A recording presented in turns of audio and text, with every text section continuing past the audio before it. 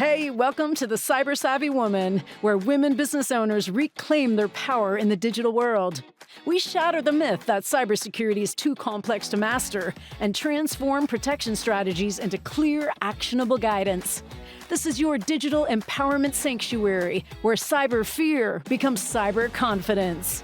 Whether you're protecting client trust as a therapist or safeguarding financial data as an advisor, you'll hear from women founders who've conquered digital challenges and security experts who speak your language. Every woman leading a business deserves to feel unshakable in her digital decisions, no matter her technical background.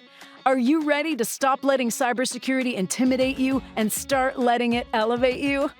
Here's your host, Rachele Schainker. Okay, welcome back to the Cyber Savvy Woman, where we talk about the practical ways women protect themselves, their businesses, and their future in our increasingly digital world. I'm your host, Rachele Schainker, a Silicon Valley technologist, as well as owner and operator of award-winning managed service provider, CMIT Solutions, based in San Mateo. Welcome to another episode of the Cyber Savvy Woman. Today on the Cyber Savvy Woman, I'm joined by Rachel Burr, an executive coach and author of Butterfly Goo. Rachel helps leaders and their executive and teams coach navigate the messy but powerful process of transformation, building trust and resilience along the way. We'll talk about how these same skills apply to leading in a tech-driven world and how women business owners can embrace both leadership and technology with confidence. Rachel, welcome to the show. Thank you, Rachel. I really appreciate you having me here. Yeah, of course. Can you tell us a little bit about your journey and how you got to this space? And we'll dig in, but I'm curious about your background. So I, first of all, love being a leadership coach. I think it was probably what I was born to be, and I'm so happy that I took my journey to get here. I actually started out thinking I wanted to be a psychologist. I thought I wanted to be a researcher. I thought a lot of things. And I think, like a lot of people, you get on a path in life and you go down it, and at some point you may see some red flags, or you may hear things you're like, I'm not so sure you're supposed to be here. And I kept pushing until I finally got to the point where I realized, while there were aspects of this that I really wanted to do, what I call fundamental building blocks, I had to find a new vision for myself. I had to build a new path. And so I took a lot of those pieces around understanding people, understanding human behavior, how we work, how we don't work. And I really transformed it into a role where I get to do that, and I get to help people bring out the best in who they are. And that's really what brought me to leadership coaching. Interesting. Yeah, I can see that. I can definitely, I've known you for a couple of years, and I can definitely see the researcher part, and that's not surprising to learn. I can definitely see that in your DNA, but I love how you transformed that and was like, how can I, be more outward facing and help others? Could you share a story with us where there was a shift in a mindset, where, a leader's, they had a shift in their mindset, and it really changed the team to some, notable outcomes. Absolutely. And for me, mindset is everything. It's where it starts. It helps us understand how we see the world, how we see ourselves. It is fundamental. People will talk about, it's mindset, but we have to focus on these behaviors or that. It's like there is nothing without mindset. Yeah. One particular leader I was working with, big personality, very successful leader, very direct. And to be clear out there, direct and harsh are not the same things. Clear is kind. You need to be able to clearly articulate something without someone feeling like they've just been crushed like a bug. Working with him and helping him see that, the power of his expertise and what he knew or knows, they're critical. And he realized through some observations of some of the meetings he'd been in, his style was really, let's call it stifling. That's the best word I can go. Stifling the work of the team. And in a lot of ways, he was getting exactly what he didn't want. people were kind of giving into him or looking to him for answers when he wanted them to lead and bring, him the solutions. And when he was able to shift that, he saw people show up differently, especially because the whole, you can be a really intimidating person when you're very knowledgeable and you have a big personality and a lot of force. And that can be something that people may not be willing to push against if they see you as a solid wall that is unmovable. Well, kudos to you to get him to shift his mindset on that. I mean, that is very impressive. So that's great, and he was able to, I guess, acknowledge that. I mean, he acknowledged that and saw it in himself, as well. Right? Yeah, and let's be clear, as a coach, I don't make people do anything. I don't, I love to come alongside. To your point, he recognized what was happening. He had the insight and he was willing to embrace it. A lot of us will see certain things in ourselves we don't like. And, it's funny, we talk about being vulnerable with other people, but first and foremost, we have to be vulnerable with ourselves. And sometimes that's the hardest thing to do. So if we're not open to the fact that there are things that we could do better or there are ways that we could shift, you just shut it down. There's nothing anybody else can do to help us. Yeah, very true. Are there any sort of leadership lessons you've learned or you share with that women should know? I mean, something that we need to be cognizant of, or roles that we may fall into, or traits? Absolutely. And the first one that comes to mind, which is not unique to women, it's not unique to leaders at any level, but sometimes we think it is imposter syndrome. That we get it thrown around and people are like, oh yeah, it's this thing. It's a real thing. And it's amazing the level of leaders that I work with that they'll talk about it like, I don't feel like I know what I'm doing. I don't feel like, I belong here. And they tell me like it's a dirty little secret, like it's just them. And I think a lot of times because leadership is lonely, and let's just face it, there aren't as many women in leadership roles. So it can feel even lonelier. And I think one of the pieces is one, knowing you're not alone. Two, recognizing that it's normal. It's not a defect. It's just a normal human fact. And then finding, I like to say, build your village. Find people that you can connect with and talk, to about this. Because again, leadership is lonely. So find people who you surround yourself by folks who you can connect with and they will support you. Yeah. That's great. You kind of touched on my next question, which was like, what is the biggest leadership challenge?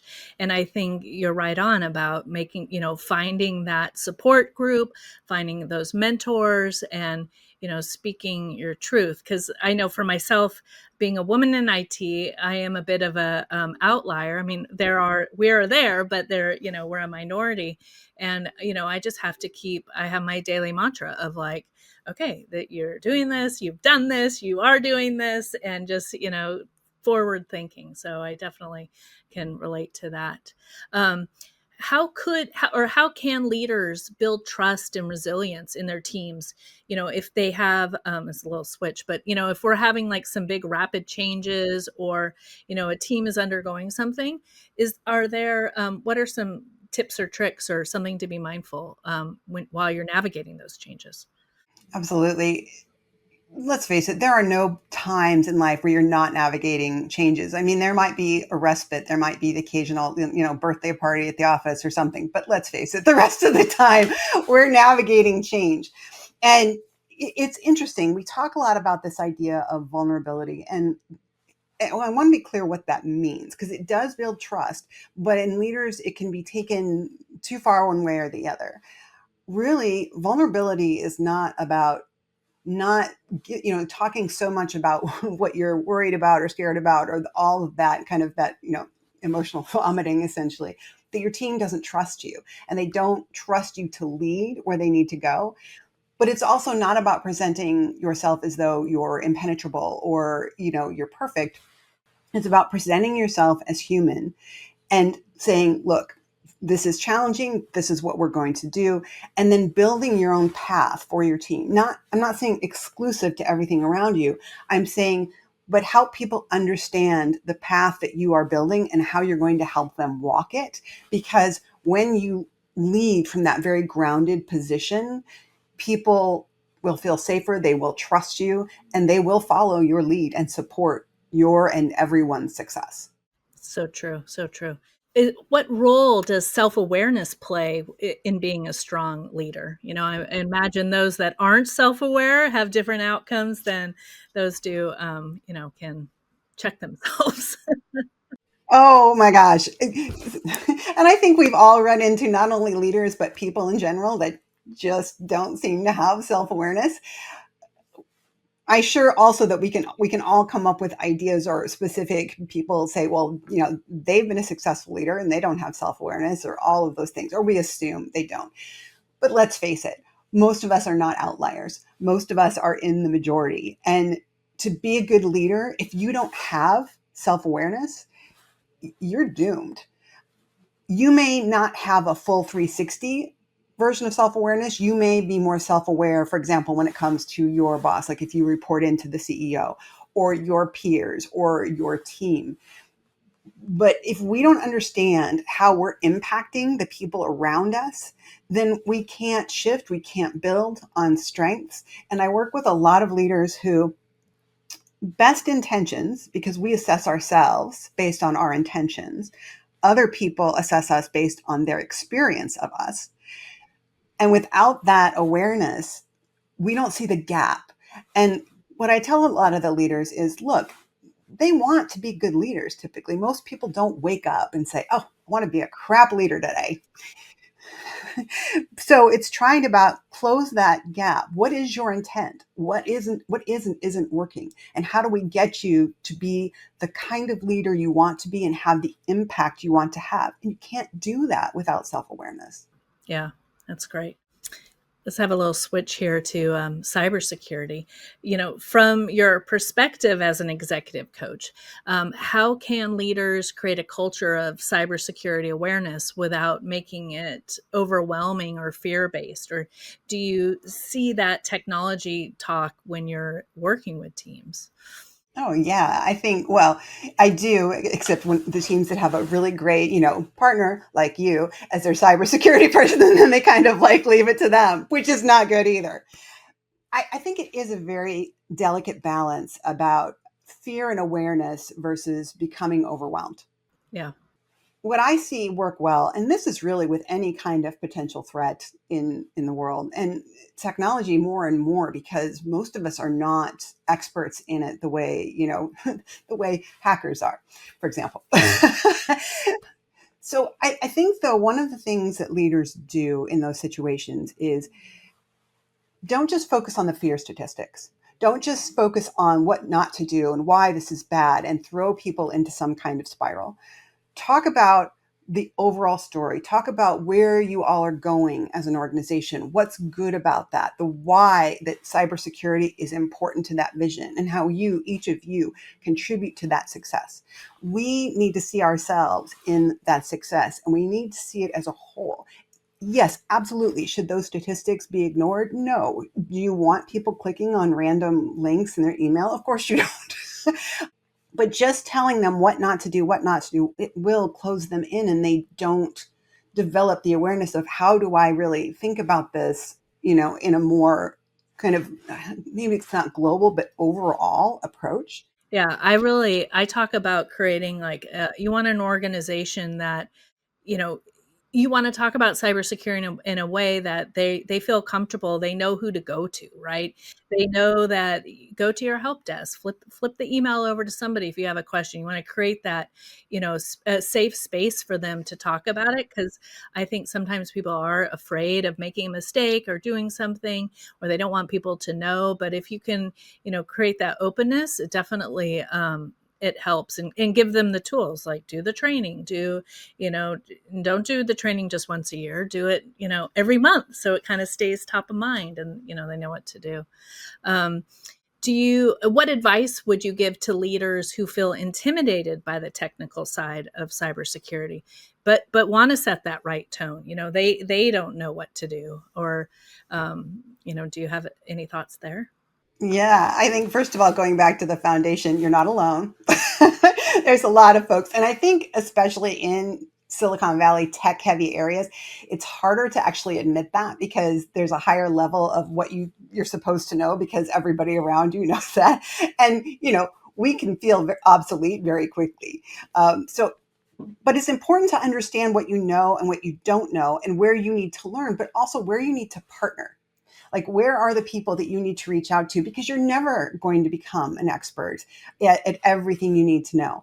And the great thing about recognizing that partnership is it's not about you becoming everything, and constantly working on weaknesses. We mitigate that through those partnerships and each other's strengths. Because here's the thing, if you come to someone that has that expertise that you're looking for, that in areas where you're intimidated, that's so important. And by the way, that person, there might be parts of your job that they feel intimidated by too. It's not a one-way street. That's why partnerships are important. Yeah, that's great. How do you coach leaders or model good habits, whether that's communication, setting boundaries, or even something, like not clicking on that link? I guess it's really top down, right? Like the leaders have to embrace that mentality also. So, are there some tips or tricks for them how to communicate that to their team? Absolutely. I think, to your point, setting habits, there's that whole do as I say, not as I do kind of thing. And so, recognizing when you're operating with integrity, and when I say that word, I mean, I do what I say. Because the reality is, people, if they see you say one thing or they hear you say one thing and see you do another, they'll believe what you do far more often than they'll believe what you say. So I think, one, to your point, modeling that. I think that there are points back to, it's not about, looking kind of like you don't know what you're doing, but it also is about being human as a leader. It's about saying, you know what, this is one of those times where this happened to me, and this is what the impact was, and this is what I learned from it. So recognizing that not only making good habits, but making it real and human and it's normal. And we need to recognize that we need to build these habits because these things can happen. And so being able to communicate that and model it, I think that those are critical. That's great. I know this past year, maybe more, you've been really working hard on you published your book, Butterfly Goo. I'm so proud of you. It's been so great to see the success of it and how you're marketing it and getting it out there. I love it. It is such a unique title. Can you tell us the story and the name and what it represents? Share with us. Absolutely. For me, it's all about transformation. And I think fundamentally, if I have to sum it up, the idea is that any journey of transformation is sticky, messy, gooey. That's just normal. In fact, it's not only normal, it's actually essential to our transformation. It is working through a lot of those challenges and things that help us get where we want to be and who we want to be. This book is really it's a humorous memoir, and it's really kind of, about, it's my story, but the idea is that this isn't just about me. And there are some self-help like aspects if you want to play around with some tools at the back. But I think it's important to recognize that we have this idea of what transformation looks like, and it's idealized. And the butterfly is a perfect example. I mean, when you think transformation, one of the first things that comes to mind is butterfly. What we don't appreciate is the arduous journey that little caterpillar actually has to go through. It spins itself a cocoon, technically a chrysalis, but cocoon's a better metaphor. So we're going with cocoon. So it spins itself the cocoon. It goes into that. It dissolves into a gelatinous goo, green goo.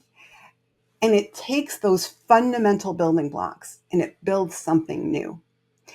Even coming out of the cocoon, there have been times where people, I think, or something's happened where they thought they were helping the butterfly by opening the cocoon or something like that. But the butterfly actually has to struggle to get out for it to be strong enough to get there. And I think that's one of the mistakes a lot of times as leaders we make, that we think we're helping people by enabling them or doing things for them. One of the other reasons I think the butterfly is such an amazing example is that caterpillar takes everything it needs into the cocoon to become a butterfly. And a lot of times we think transformation means I have to turn myself into something I'm not. It doesn't mean that. In fact, don't do that. Too many leaders see like a cookie cutter of what leadership is supposed to be, and they try to fit themselves in. You lose so much when you do that. It's really about recognizing who we are at our core, those fundamental building blocks and building them to become the best of who we can be, to become the best of who we already are. I love that. I love it. Are there particular stories or lessons that you find that would resonate with women leaders inside the book? Or So many. you want to highlight one?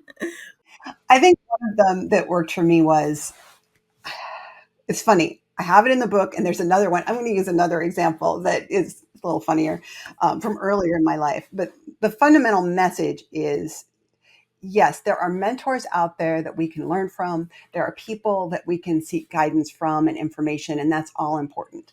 And don't think just because someone is a mentor or someone has a title you don't have or someone says they're an expert, don't assume you're wrong.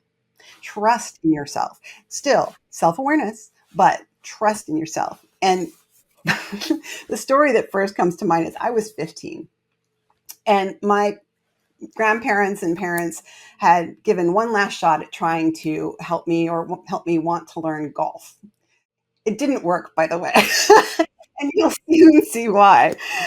So they gave me lessons with this golf pro, and I lived in this tiny little town, so golf pro might be, a stretch. And one day we're practicing my swing, and I'm having trouble. No shock. And I go up to address the ball. And for those of you who don't know what that means, you go up with your club, you stand next to the ball like you're going to hit it.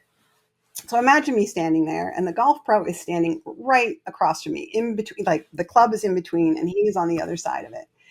And he kind of crouches down to show me kind of the arc of where the club should go. I'm like, okay. But he doesn't move.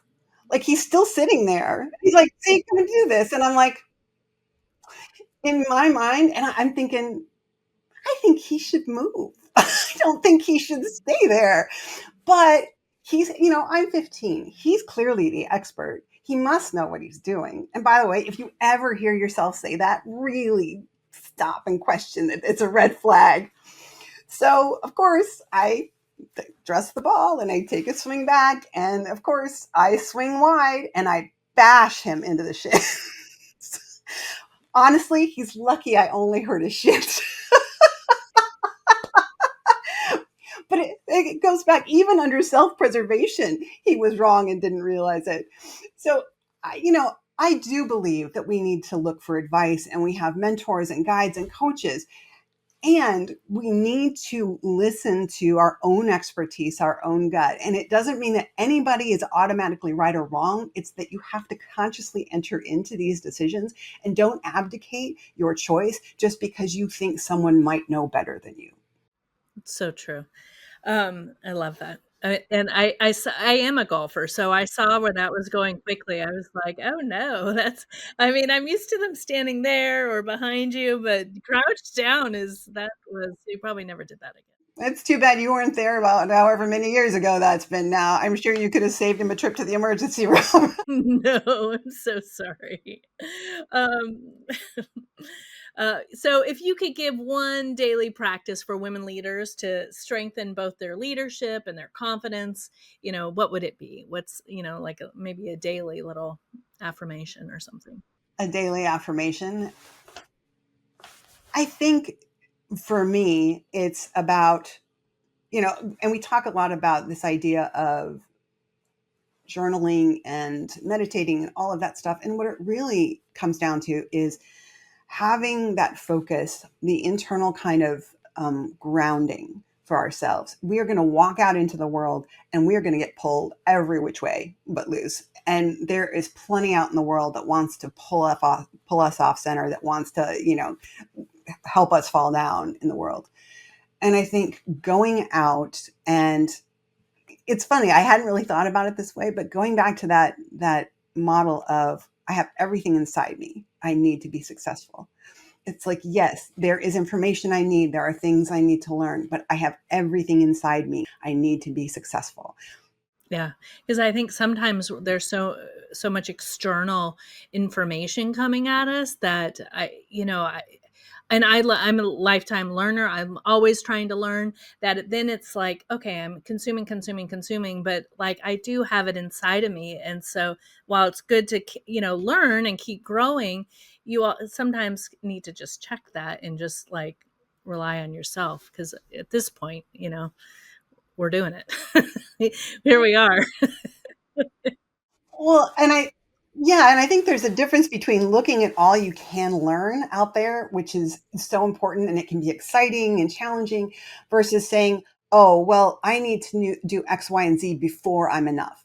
I need to do X, Y, and Z. Because the problem is when you get to that, fictitious enough, then you'll just see all the other stuff that you aren't. Yeah. Yeah. I mean, there's barely a certification that I can pass, I mean, like that I can pass up, right? I'm like, oh, I need that I need that one. I need that one, and while it's good, it's like also time consuming and energy. And it's like, is that the right place that I should be spending my time? So, it is interesting now as a business owner. Like when I was in corporate America, sure. Yeah. I was always doing that because I wanted to continue to build out the resume. And now it's like, oh, I don't necessarily need that. I mean, the team has it. There's somebody else who has it that we work together. It's like, I don't need to do that. So, Well, and I think that's really true because when you just said that, I wanted to focus too, is that I think going back to mindset, what you were saying is absolutely, I want to build my resume. You're going to a place of building as opposed to coming at it from a place of needing to overcome deficit. Whereas if you think this final, credential or certification will make me X, as opposed to like, oh, wouldn't it be interesting to learn this? Or, oh, this would make me more marketable to do that. That comes from this really abundance mindset. And they talk about, kind of versus this deficit of I need to be X, Y, and Z before I'm okay. Those are very different mindsets. yeah, for sure. Is there a common leadership myth that you are often debunking for clients? Do people come to you kind of with some things and you're like, no, we need to unscramble that? Yeah. Oh, absolutely. One of the first one that comes to me is that people, they dismiss emotions. They think they're soft, and so they think they're unimportant. They misunderstand the idea of making decisions with emotions versus emotions being information. They really think sometimes that we can just, if we just take emotions out of the equation, I'm laughing even as I say that, because first of all, they think they can do that, which is hysterical. And we'll just take the logic behind it. First of all, most neuroscientists will tell you that most of our decisions are not actually based on logic. They're based on emotion and justified with logic. But it's not like we can't be logical. But the idea that you can just tell people to put emotions aside and be logical, and that's what they'll do, you are setting yourself up for failure. It's not going to work. It's Yeah. not. So what I tell people is, look, you're not going to make decisions just based on emotion. You have obviously criteria you need to understand. And you need to understand the emotions around it. You need to understand the people that work for you. You may need to understand your clients. You understand you. Because here's the deal. Emotions are data. They are at play. They are there whether you like them or not. It's like saying, well, I don't really like gravity. Well, great. When you fall down the stairs, don't be surprised. So if you recognize and you can learn to work with that and understand how emotions influence and play a role in our decision making and how we show up, then you can leverage those as data. And I don't mean in a bad way. I mean, take them into account. If you don't, you are leaving data and information on the table, and it will come back to bite you in the butt. Yeah, interesting, for sure. Are there specific frameworks or tools that you recommend for women leaders trying to manage both the strategy side and the people side of the business? What if you have a leader who they're trying to grow, but then they also, finding the right people on their team? Like, how do you, how can they, how can you help them with that? Well, and it's funny as a coach, people always say the dreaded, like, well, it depends. What I will say is there are great tools, there are great frameworks, et cetera, out there. It's not, again, about trying to just, collect everything and try everything that you can possibly, like, oh, there's this new thing or there's that. Yeah, sure. Stay aware of what's going on, but use what works. I had one client would always say, well, is that right? Is that right? And I'm like, why are you asking me that? And he's like, well, I assume there's a right way to do this. And I'm like, is what you're doing working? Yeah. Is it working? Has it been working for, for a long period, or, it's not just a flash in the pan kind of thing? He's like, yeah. I said, then why are you asking me this? It's like, leverage, find tools. If you use the tool and it works, great. If it really doesn't, use something else. You have a whole toolbox. You got hammers, you got screwdrivers, you got saws, you got, I don't know, you got a backhoe if you got a really big toolbox, but it's like, all those tools are good, and you are the contractor. You are the builder. They will not build things for you. They are there for you to leverage and for you to build what you want to build. Rachel, I love this. This has been really interesting because, Rachel is a client of CMIT San Mateo, and most of the time our talks are about technology or computer or hardware. And so I really appreciate learning more about your coaching style and your tips and tricks. I mean, you're amazing. So thank you so much for your time. I have one quick little closeout. We're going to do like a rapid fire round about cybersecurity. So your first reaction, your first thought, I'm just going to cruise through some of these questions. Multi-factor authentication, love it or tolerate it? Tolerate it. I'm not entirely sure that I understand the why. I'm not really sure. It keeps me out. I'm not sure it keeps hackers out. Okay, what about this one? Strong passwords or good backups? Which would you pick if you could only have one? Ooh, oh my gosh. It feels like Sophie's choice. I want to say that if I have really strong passwords, I won't have to worry about my backup. Yes, because you have 3 different backups, so it's kind of a trick question. What about this one? Dark web monitoring, must have or marketing gimmick? Oh, to be fair, it's like, that's why I hire you. Because I couldn't, even if I could understand what was happening in the dark, I can't operate in there. That's like That's me, fair. That's fair. it's like me deciding to go whitewater rafting. I mean, who cares? I'm going to fall out of the boat anyway. Yeah. What about phishing emails? Do you delete them, report them, or do you screenshot them for laughs? I like the screenshot for laughs. Usually I'll text you and say, hey, is this, did this really happen? Or actually I did this to someone who was sending me legal documents. Hey, is this legitimate? And they say, yes. Okay, great. But yeah, no, just, I don't know if I'm supposed to do it, but I usually check and delete. So there you go. What about this? Do you prefer, what if you lost your computer or your phone? Which would be worse? Well, given that I regularly lose my phone in the house, oh man. Which could you do without? We'll put it that way. Your phone or your laptop?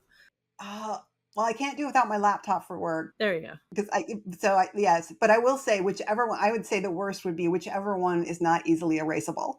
Because as long as I can erase it and stuff's back up to the cloud, I'm fine. I just don't want people to have access. And what is your biggest cybersecurity pet peeve? Oh, what is my pet peeve? Um, I think, well, okay, going back, I think probably people who use the word password as their password. Oh, yes, that's a good one. That's a good one. I like it. I like it. Okay, last question. If cybersecurity had a mascot, what would it be? um, it's funny. The Fantastic Four. I don't know which his name is. It's the one that looks like a big rock. It's like, for me, it's the impenetrable fortress. Yeah, that's what he would look like. I think his name is The Thing. Yes. The Thing. Okay, well then, oh, perfect. Yeah, it's the nebulous, really hard thing that's going to keep me safe.